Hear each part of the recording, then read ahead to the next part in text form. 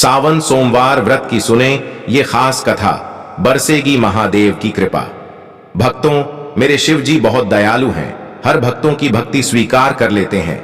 इसीलिए आपसे विनम्र निवेदन है कि वीडियो की कथा को पूरी अंत तक जरूर सभी माताएं बहनें सुन लेना, देख लेना। मेरे महादेव सारे कष्ट दूर कर देंगे।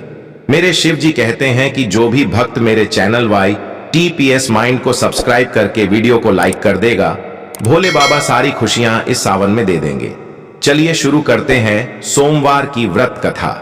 एक समय की बात है, किसी नगर में एक साहूकार रहता था। उसके घर में धन की कोई कमी नहीं थी, लेकिन उसकी कोई संतान नहीं थी। इस कारण वह बहुत दुखी था। पुत्र प्राप्ति के लिए वह प्रत्येक सोमवार व्रत रखता था और पूरी श्रद्धा के साथ शिव मंदिर जाकर भगवान शिव और पार्वती जी की पूजा करता था। उसकी भक्ति देखकर एक दिन मां पार्वती प्रसन्न हो गईं और भगवान शिव से उस साहूकार की मनोकामना पूर्ण करने का आग्रह किया। पार्वती जी की इच्छा सुनकर भगवान शिव ने कहा कि हे पार्वती, इस संसार में हर प्राणी को उसके कर्मों का फल मिलता है और जिसके भाग्य में जो हो उसे भोगना ही पड्डेडियचता है। लेकिन पार्वती जी ने साहूकार की भक्ति का मान रखने के लिए उसकी मनोकामना पूर्ण करने की इच्छा जताई। माता पार्वती के आग्रह पर शिवजी ने साहूकार को पुत्र प्राप्ति का वरदान तो दिया, लेकिन साथ ही यह भी कहा कि उसके बालक की आयु केवल 12 वर्ष होगी। माता पार्वती और भगवान शिव की बातचीत को साहूकार सुन रहा था। उसे ना तो इस बात की खुशी थी और ना ही दुख।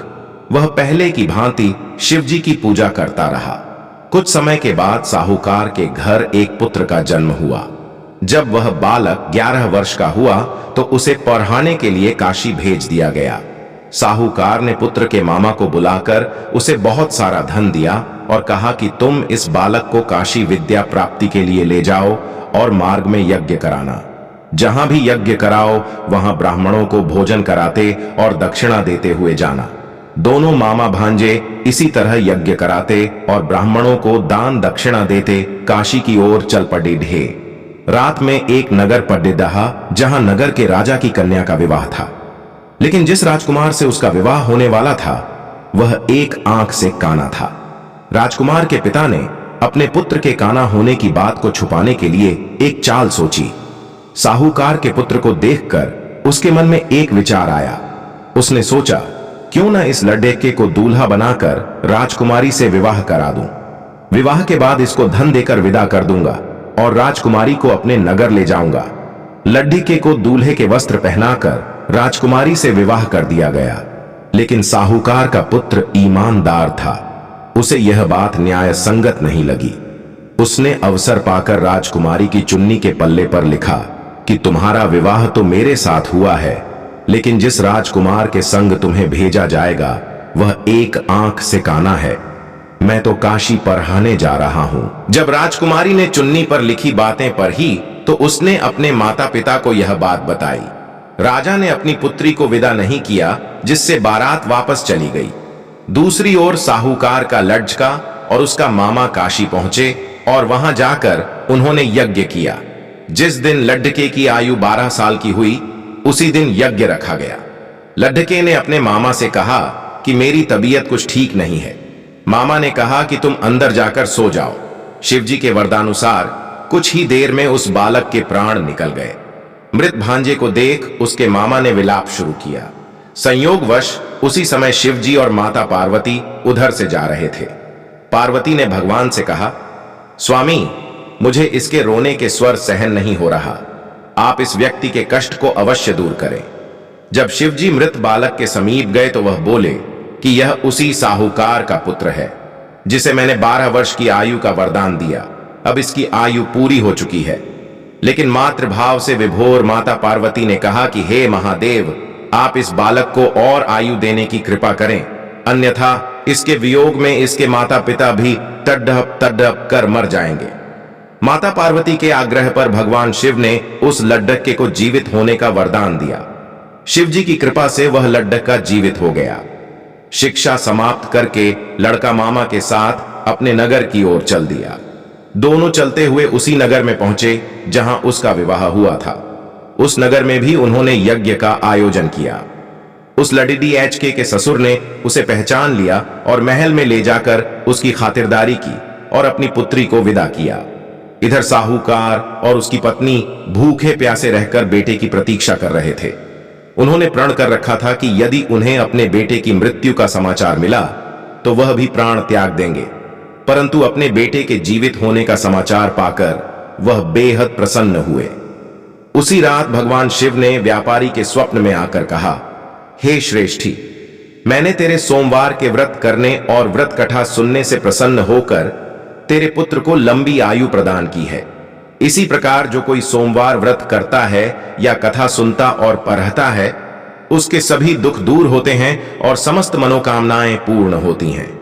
सावन सोमवार व्रत पूजन विधि। सावन के सोमवार स्नानादि के बाद शिव जी के मंदिर जाएं। मंदिर घर से नंगे पैर जाएं और घर से ही लोटे में जल भरकर ले जाएं। मंदिर जाकर शिवलिंग पर जल अर्पित करें। भगवान को साष्टांग करें। वहीं पर खड्डे होकर शिव मंत्र का 108 बार जाप करें। दिन में केवल फलाहार करें। सायंकाल भगवान के मंत्रों का फिर जाप करें तथा उनकी आरती करें।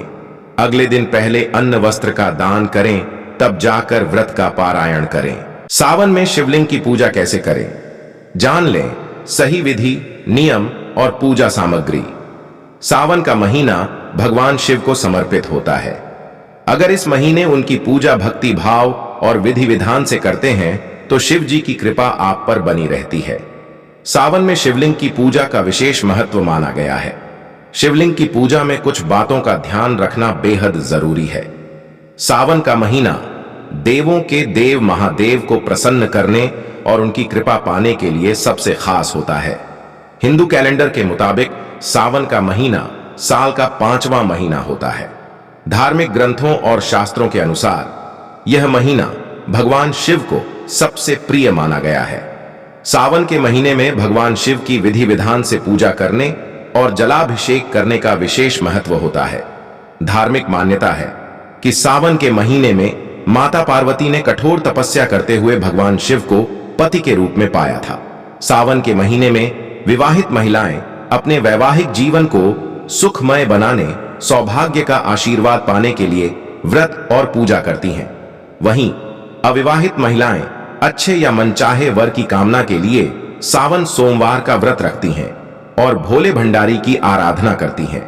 सावन के महीने में भगवान शिव की पूजा विशेष फलदायी मानी गई है। मान्यता है कि जो भक्त पूरे सावन के महीने में शिव जी की पूजा करता है और शिवलिंग का जलाभिषेक करता है, उसकी सभी मनोकामनाएं पूरी होती हैं। वैसे तो सावन का हर दिन शिव जी की पूजा के लिए शुभ है, लेकिन सावन में सोमवार के दिन पूजा करने से विशेष फलों की प्राप्ति होती है। सावन के दौरान कई भक्त घर पर शिवलिंग की स्थापना कर उसकी पूजा करते हैं। घर में शिवलिंग की पूजा के लिए खास नियम और विधि बताई गई है। अगर आप भी सावन के पूरे महीने में यहां बताई गई विधि से शिवलिंग की पूजा करते हैं तो इससे आपके समस्त कष्ट दूर हो सकते हैं और जीवन में समृद्धि बनी रहती है। ऐसे में आइए आपको बताते हैं सावन के महीने में किस तरह से शिव उपासना की जाए जिससे शिव कृपा का लाभ मिल सके। सावन में शिवलिंग पूजा का महत्व हिंदू कैलेंडर के अनुसार सावन को एक बेहद पूजनीय और पावन महीना माना जाता है, जो विशेष रूप से भगवान शिव की आराधना के लिए समर्पित होता है।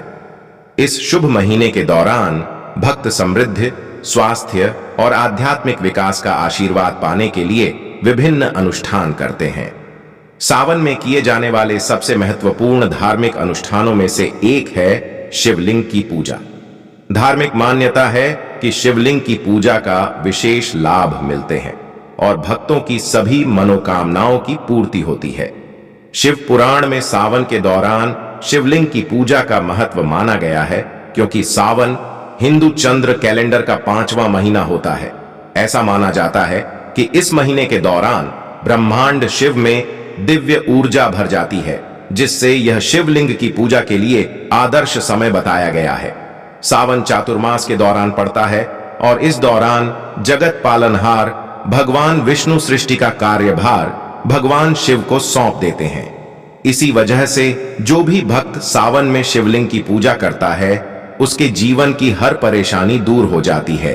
घर में कौन से शिवलिंग की पूजा करनी चाहिए? सावन में घर में शिवलिंग की पूजा करें तो आपको घर में कौन सा शिवलिंग रखना चाहिए, यह भी बेहद महत्वपूर्ण होता है। ज्योतिष के अनुसार घर में पारद शिवलिंग रखना सबसे शुभ माना गया है। इसके अलावा आप स्फटिक का शिवलिंग भी घर में रख सकते हैं। अगर आप नर्मदा नदी के शिवलिंग की पूजा करते हैं तो यह सबसे ज्यादा शुभ होता है। शिवलिंग भगवान शंकर के निराकार रूप का प्रतिनिधित्व करता है और उनके अनंत स्वरूप का प्रतीक भी माना गया है, इसलिए कुछ विशेष प्रकार के शिवलिंग की ही पूजा घर में करने की सलाह दी जाती है। सावन शिवलिंग पूजा सामग्री। अगर आप घर में शिवलिंग की पूजा या अभिषेक करने जा रहे हैं तो आपको कुछ खास सामग्रियों की जरूरत होती है। आइए इनके बारे में जानें। बेलपत्र, भांग, धतूरा, शमी के पत्ते, बिल्व पत्र, चंदन का लेप, आंख के फूल, सफेद फूल, कमल, मौसमी फल, शहद, शक्कर, चीनी, गंगाजल, गाय का दूध, अगरबत्ती, कपूर, घी का दीपक, धूप, दीप, गंध, नैवेद्य, प्रसाद के लिए मिठाई, आचमन के लिए जल का पात्र। सावन में शिवलिंग की पूजा विधि। धार्मिक मान्यता है कि शिवलिंग की पूजा हमेशा विधि विधान से की जानी चाहिए। इससे आपके जीवन में खुशहाली बनी रहती है। शिवलिंग के पूजा के लिए आपका तन और मन दोनों पवित्र होना चाहिए। सावन में शिवलिंग की पूजा करने की विधि नीचे बताई गई है।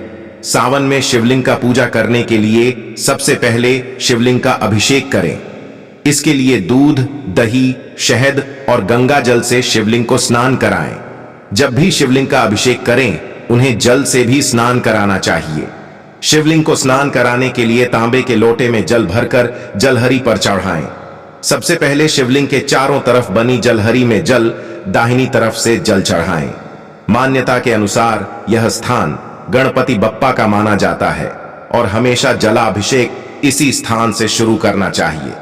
जलहरी के बाद इसके बाएं ओर जल चढ़ाएं जहां कार्तिकेय का निवास माना गया है। इसके बाद आप शिवलिंग के बीच में जल चढ़ा सकते हैं। अगर आप शिवलिंग की पूजा घर में कर रहे हैं तो ध्यान रखें कि हमेशा जलाभिषेक बैठकर ही करें। घर में शिवलिंग की पूजा के बाद आप भगवान शिव की आरती करें और प्रसाद चढ़ाएं। अगर आप मंदिर में शिवलिंग की पूजा करें तो कभी भी शिवलिंग की पूरी परिक्रमा न करें। साथ ही ध्यान रहे कि कभी भी जलहरी को लांघना नहीं चाहिए। शिवलिंग का जलाभिषेक करने के बाद उस पर चंदन का तिलक लगाएं और उसके बाद बेलपत्र, फूलमाला, भांग, धतूरा आदि चढ़ाएं। शिवलिंग की पूजा के समय उसके आसपास की जगह खाली रखनी चाहिए, जिससे जल सीधे ही जलहरी से नीचे एक प्रवाह में बहे। सावन में शिव पूजा के नियम 1। इन चीजों का करें त्याग।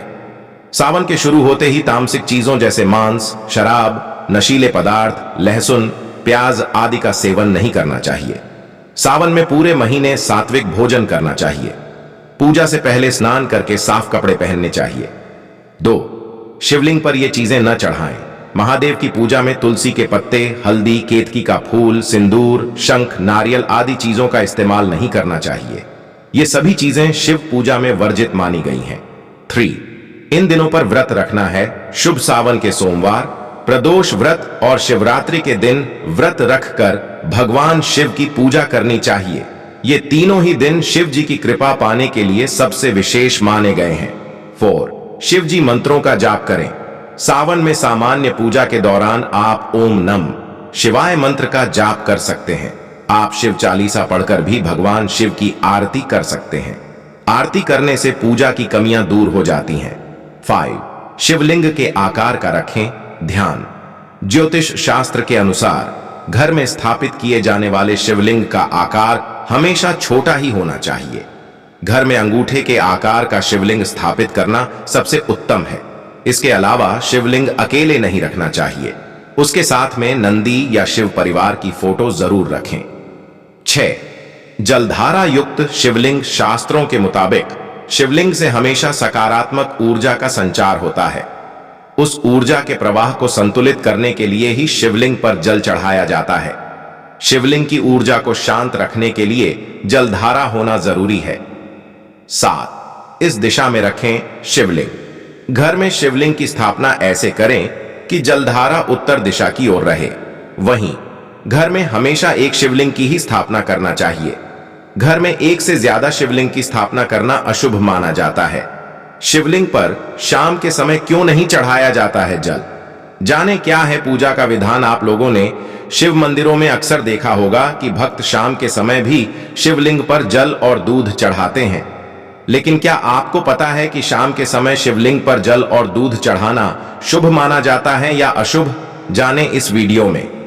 जो भी भक्त इस वीडियो को अंत तक देख लेगा और इस चैनल YTPS माइंड को सब्सक्राइब कर लेगा, माता पार्वती उसके घर दौड़ी चली आएगी और सारे कष्ट दूर हो जाएंगे। हिंदू धर्म में सभी श्रद्धालु हर सोमवार को भगवान शंकर की विशेष तरीके से पूजा अर्चना करते हैं। सोमवार के दिन देश की सभी शिव मंदिरों में भी पूजा अर्चना के लिए भीड़ लगी रहती है। सभी मंदिरों में भगवान शिव का जल और दूध से विशेष अभिषेक किया जाता है। लेकिन क्या आपको पता है कि शाम के समय शिवलिंग पर चढ़ाने से क्या होता है और ऐसा करना शुभ माना जाता है या अशुभ? आज इसके बारे में आपको जानकारी दे रहे हैं। भगवान शिव की पूजा में शाम के समय किन बातों का ध्यान रखना जरूरी होता है और शिवलिंग पर जल चढ़ाने का सही नियम क्या है, आइए जानते हैं। पौराणिक कथाओं के अनुसार भगवान शिव की पूजा के दौरान अगर कोई भी भूल चूक या फिर कोई गलती हो जाती है तो पूजा का पूर्ण फल नहीं मिलता है। हर सोमवार को देवों के देव महादेव की पूजा करने से लोगों की मनोकामनाओं की पूर्ति के द्वार खुल जाते हैं।